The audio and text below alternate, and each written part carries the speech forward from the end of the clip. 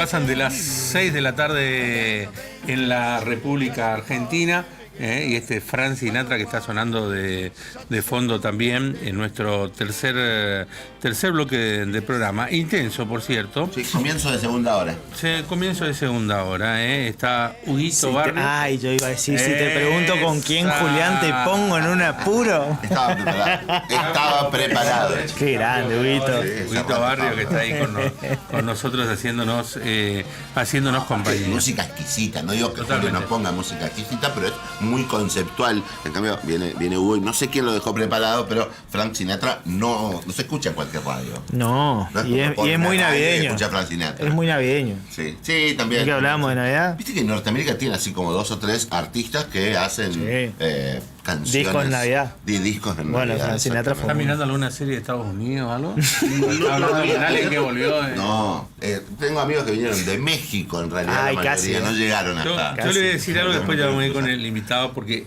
quedé en invitarlo también, y usted lo conoce. Al Chengo Almirón. Sí.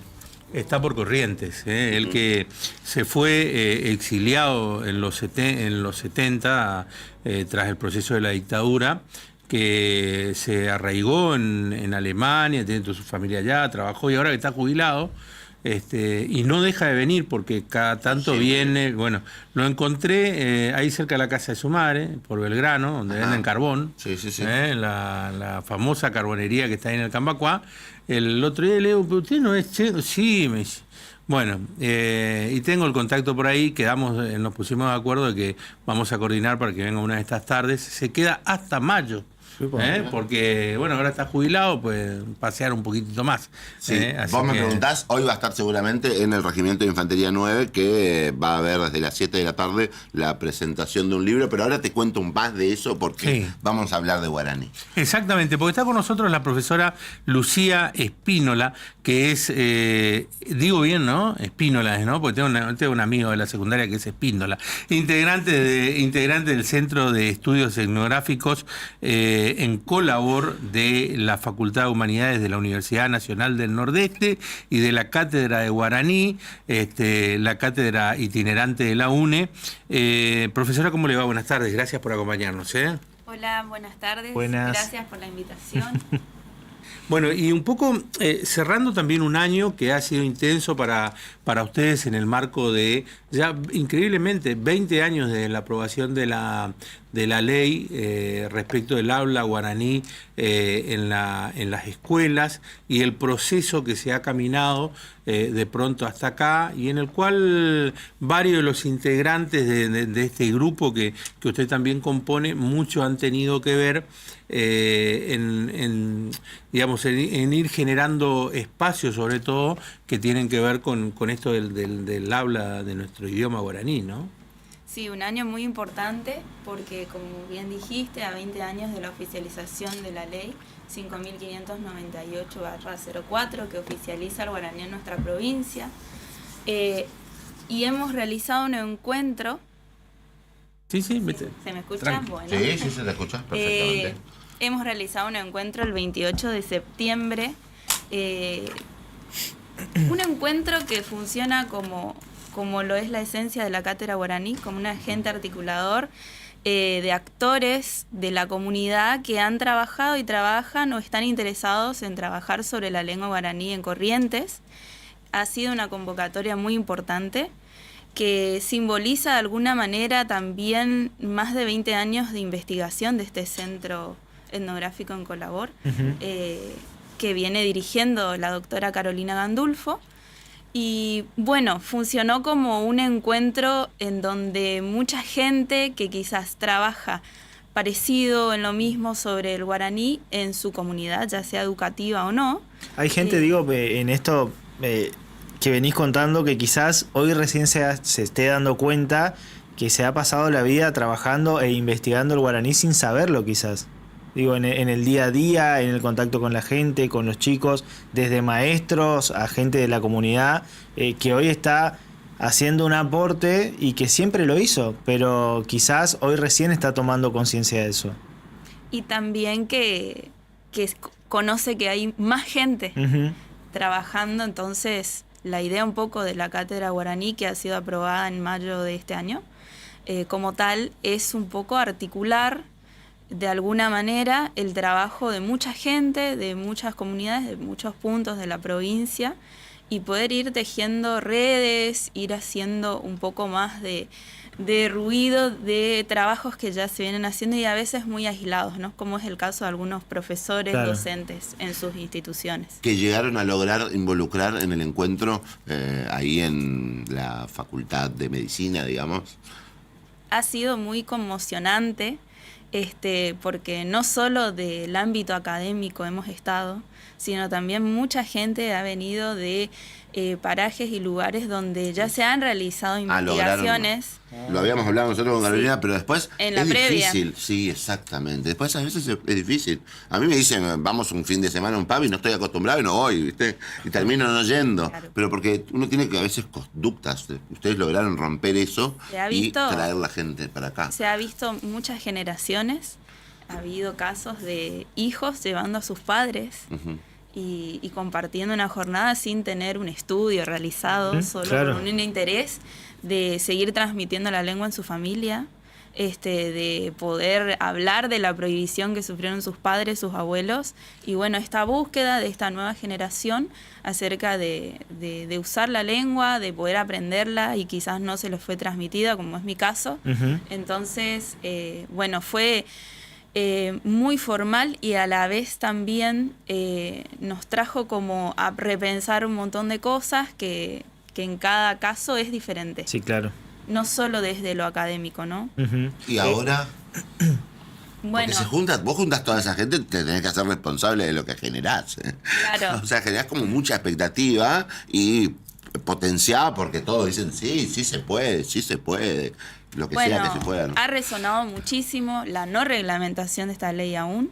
Ajá. Y el encuentro también... Eso resonó. Me interesan esos emergentes, así cuando se sentaron a bueno, conversar, ¿de por qué supuesto. conversaron? Porque ustedes ya saben que hablan guaraní, no se van a estar apalando, la verdad. Qué bien que hablas guaraní, sí, hay otras cosas por las que conversar. Bueno, no es tan simple como decir si hablo o no. Bien. Tiene que ver con procesos intergeneracionales en ámbitos que están habilitados a hablar el guaraní y ámbitos que no están habilitados Claro. aún. ¿Y qué sucede con el sentir de la gente ahí, en su familia, si se reconoce o no? ¿Y qué significa también reconocerse bilingüe, como dicen muchos? Ujú. Reconocerse guaraní hablantes. Bueno, ¿qué pasó después? Eso me El parece que es una 12 parte muy importante del encuentro, no le saco importancia, Sí, sí. pero después cuando uno va como sanando ese proceso, que muchos me imagino habrán hecho el camino antes, se encuentra con la necesidad de empezar a operar, a hacerlo operativo.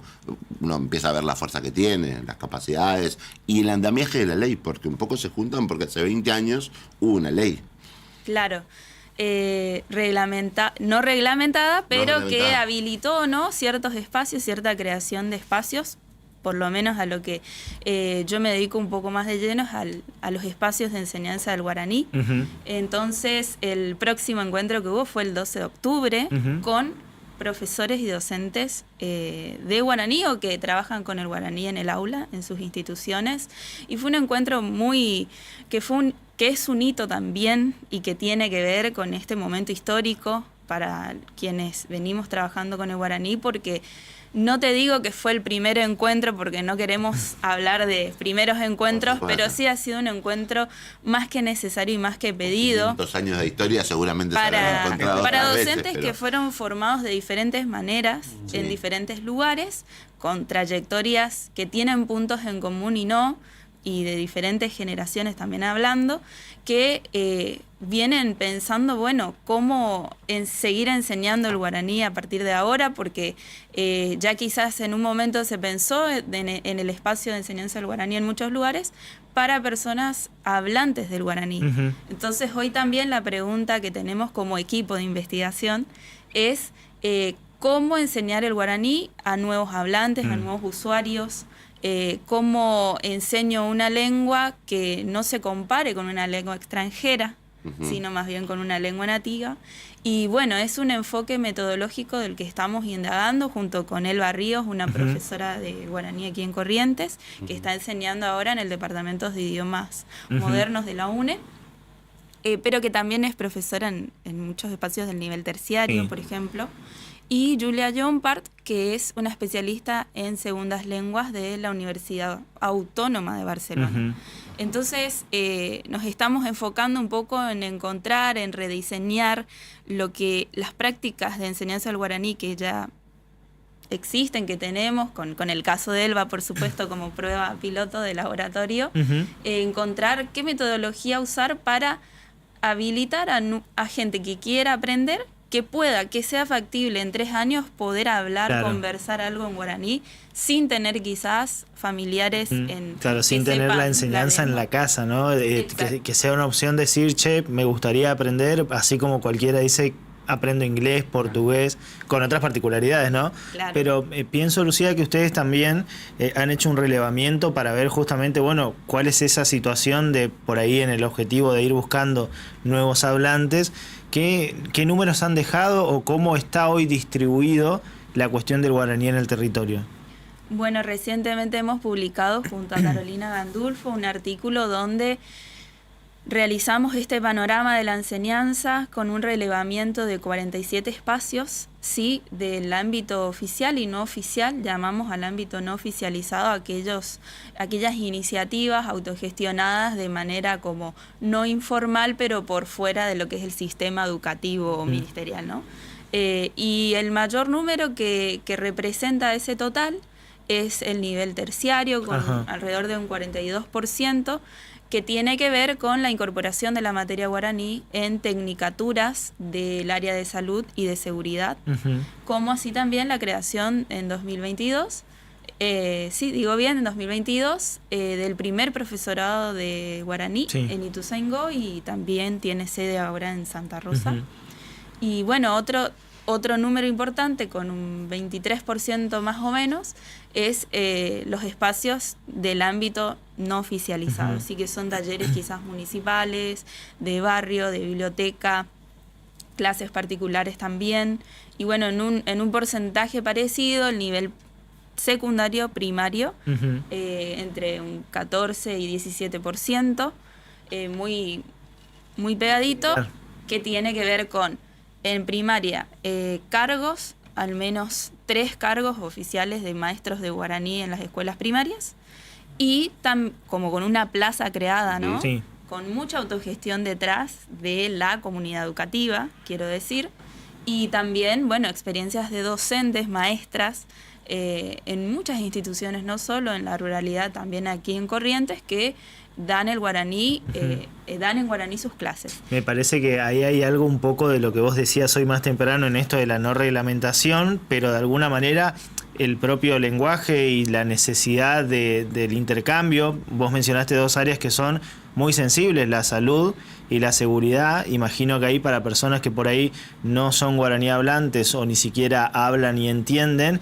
termina siendo una barrera llegar con el sistema de salud, llegar con las cuestiones vinculadas a la seguridad. Me parece que hay un emergente también de entender que, bueno, son 2 áreas que tenemos que atender, y también un poco cómo el lenguaje, sin, insisto, esto de la reglamentación, se está institucionalizando a la fuerza. Y esto de que hoy estemos hablando de cátedras libres, de la universidad también, y su experiencia es un poco el ejemplo de eso.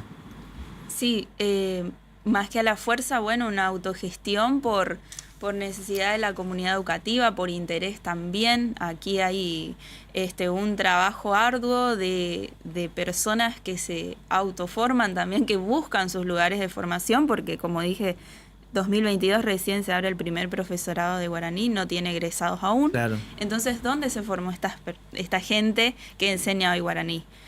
¿Cómo gestionó eso? ¿Qué cobertura realizó la actividad? Porque muchas veces lo hacen al lomo, a pulmón, porque no están contemplados en el esquema. ¿Y cómo gestionan la habilitación de estos títulos aquí en la provincia, si se formaron en el Ateneo del Paraguay, por ejemplo, o en el Instituto Coenbotá, que ha funcionado desde el 2004 aproximadamente en Ituzaingó, y ha tenido como varias sedes, pero son titulaciones que cuestan mucho hacer equivalencias o habilitar para entrar al sistema educativo.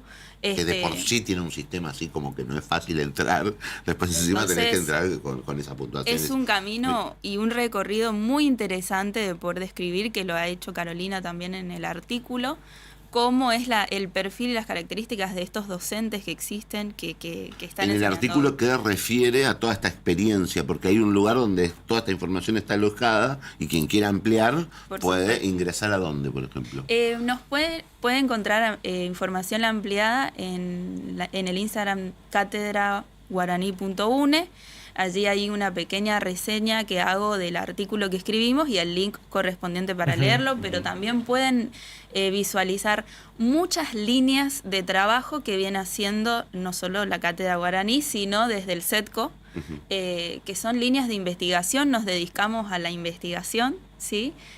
Con lo poco que hay, tratamos de hacer abundante, de tratar de hacer mucho y eso quizás tiene que ver con la gestión que viene dirigiendo Carolina hace más de 20 años. Entonces, la Cátedra Guaraní viene en este momento histórico un poco a plantear una articulación entre la gente que está interesada y viene trabajando, pero es un trabajo que nace un poco en esta nueva época, pero a partir de más de 20 años de investigación, Es lo que es más muy importante a recalcar. ponerse de acuerdo y hacer una cantidad de cosas que también le van a significar, aunque a la fuerza no sea la expresión, como vos decías, un poco ir como forzando unas condiciones que tenemos, pero que no estamos aprovechando, porque está la ley, está la gente, pero no hay un articulado. Hay una apropiación importante de la comunidad, de los proyectos que vamos instalando a lo largo y ancho de la provincia. Quizás más hacia el sureste no hemos llegado tanto con algunos proyectos, pero bueno, la cátedra ha hecho talleres itinerantes durante el año previo al 28 de septiembre y post también, en Goya, en Ituzaingó, en San Miguel, en San Roque. También hemos ido a Cacatí, luego hemos ido a Saladas, antes a San Luis del Palmar. Todos lugares que tienen guaraní hablante de movida, sin duda. Bueno, uno hace una pequeña pregunta y ya hay gente que te cuenta toda su historia personal con el guaraní. Eso no pasaba antes, ¿no? Digo, en esto de los cambios, ¿qué te llama la atención? ¿Esa apertura? ¿Vos notás más apertura hoy de la gente que por ahí habla guaraní cuando, por ejemplo, hay un grupo de personas que se acercan y tratan de indagar un poquito en eso o para tratar de sumar? Personalmente respondo a una generación que no vivió la prohibición del guaraní.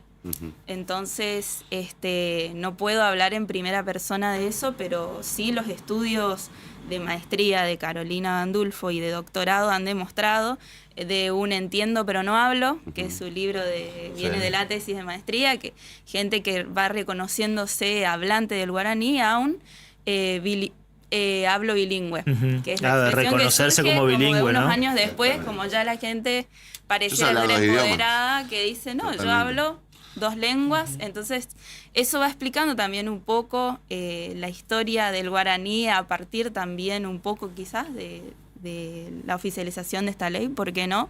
Y bueno, por supuesto que yo personalmente no he vivido la prohibición, pero sí vivo hoy el desafío de poder aprender sin tener quizás muchos saberes previos acerca de la lengua. Totalmente.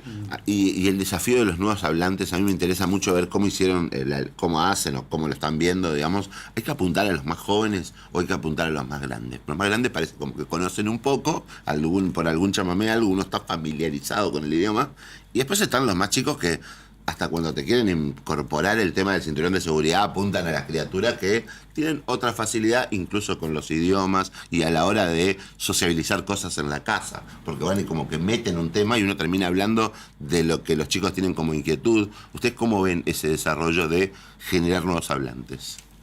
No lo pensamos generacionalmente, es como poder habilitar no solo la enseñanza del guaraní para el uso. Está enfocado en eso, para el uso, no solo para aprender gramaticalmente una lengua, sino para que vos puedas usarlo, y para que puedas usarlo ahí se viene otra demanda de la mano.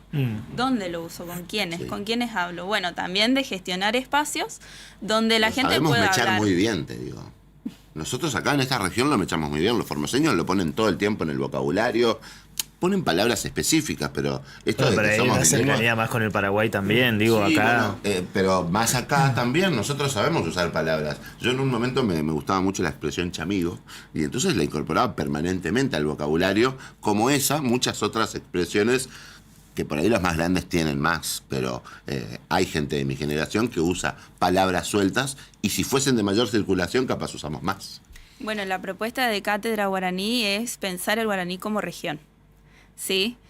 Poder identificar que quizás aquí hay un guaraní más correntino, o de luego un guaraní más formoseño, más paraguayo, pero es guaraní, en fin, y se trata de no de legitimar los usos que haya y poder ir a más usuarios de la lengua con estos espacios y por supuesto no deslegitimar el guaraní del país vecino, de la provincia vecina, sino más bien aprender de la gente que ha sabido gestionar el guaraní en su país, como son los hermanos paraguayos.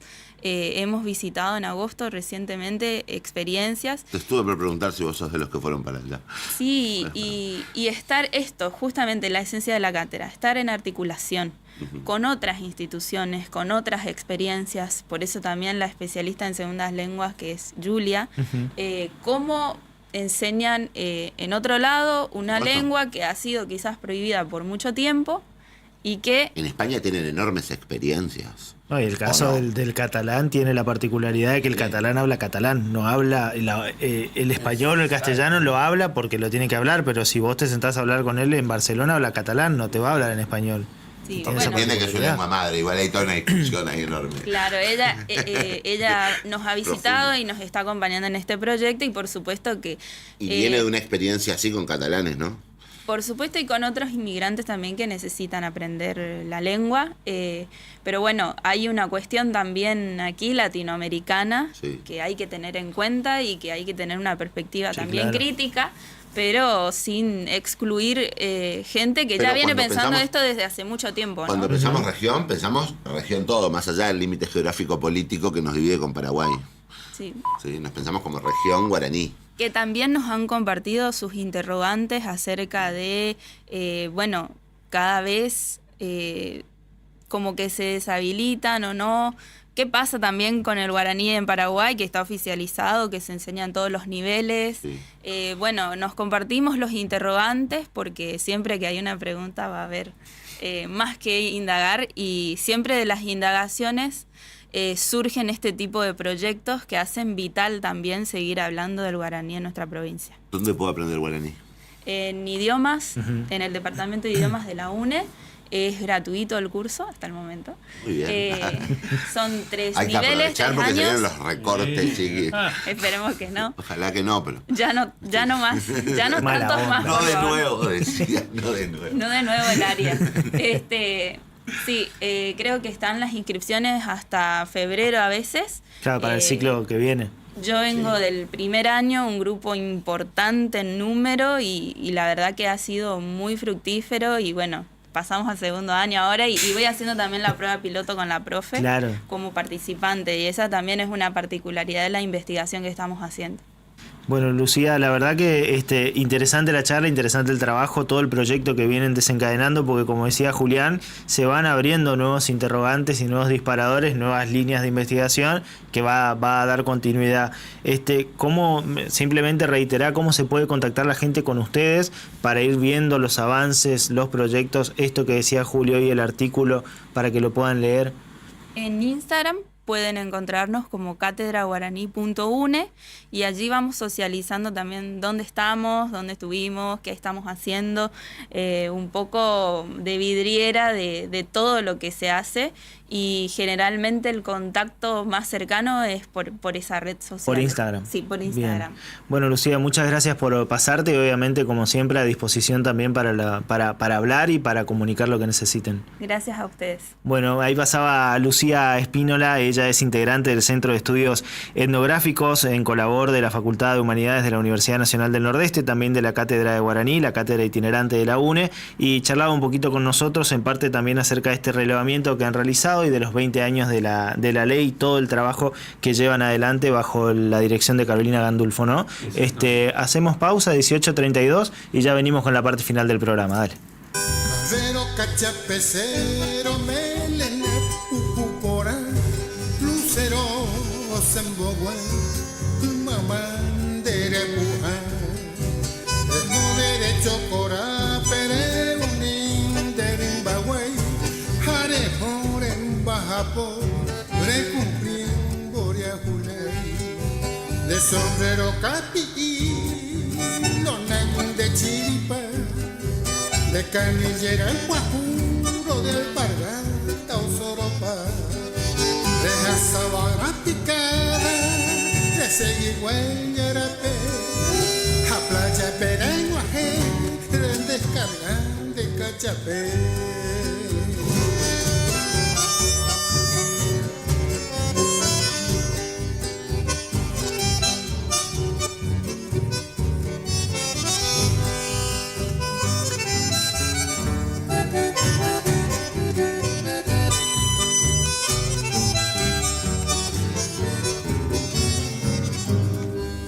Cayeron baja poba a cumplir este destino, arajaban los rollizos, Ochapón, Angualtanino, Aycoba, Cochaco, Purechere, Naimanguay, Sapurá, Jaueliroba, Añemoí, Zapucay, de sombrero capi, los nagüen de chiripa, de canillera el guajuro de alpargata o soropa, de jazabara picada, de seguigüeñarape, a playa perenguaje, que descargan de cachapé.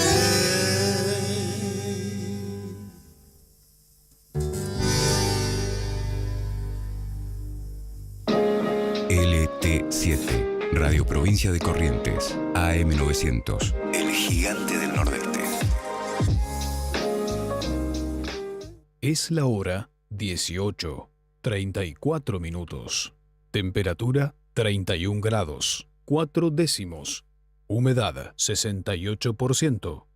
Te presentamos la quiniela poseada correntina. Fácil de jugar y fácil de ganar. Mira, elegí 5 números de 2 cifras y ganás con 5, 4, 3 y 2 aciertos. Cuesta solo 600 pesitos y tiene pozo millonario. Quiniela poseada correntina, otro producto de Lotería Correntina. Capital Motos. Te esperamos por Avenida Armenia 3370, de lunes a viernes de 8 a 12:30 horas y de 16:30 a 20:30.